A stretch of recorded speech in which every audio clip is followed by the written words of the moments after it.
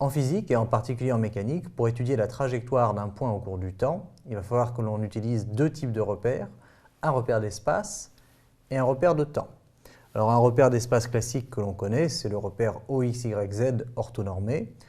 On en verra d'autres, notamment dans le cas de mouvements circulaires, le repère de Freinet par exemple. Mais prenons ce repère-ci, qui est un repère d'espace, et qui permet de connaître, grâce aux coordonnées du point M, la position exacte du point M dans l'espace. Alors le point M, eh bien, a pour coordonnées, ici, XM,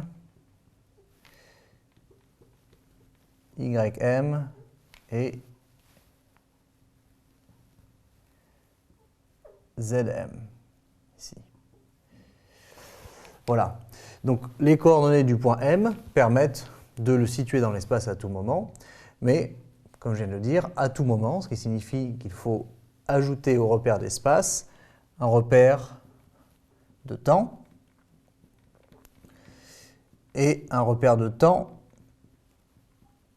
eh bien, ça va nous permettre d'associer à chaque instant t une position dans l'espace et l'ensemble des différentes positions, par exemple si m va jusqu'en m', l'ensemble des positions au cours du temps, ça va nous donner la trajectoire. Alors il est important de noter que entre deux instants ici, par exemple t et t', la durée écoulée est mesurée grâce à une horloge, et on verra dans le chapitre des oscillateurs comment construire une horloge. Et je peux choisir l'origine des temps où je veux. C'est-à-dire qu'on peut choisir par exemple qu'ici, on a t égale 0. Et dans ce cas-là, on mesure à partir de t égale 0 la durée écoulée, qu'en général on note t ou t', qu'importe, mais avec un critère important qui est de pouvoir placer l'origine des temps où on veut.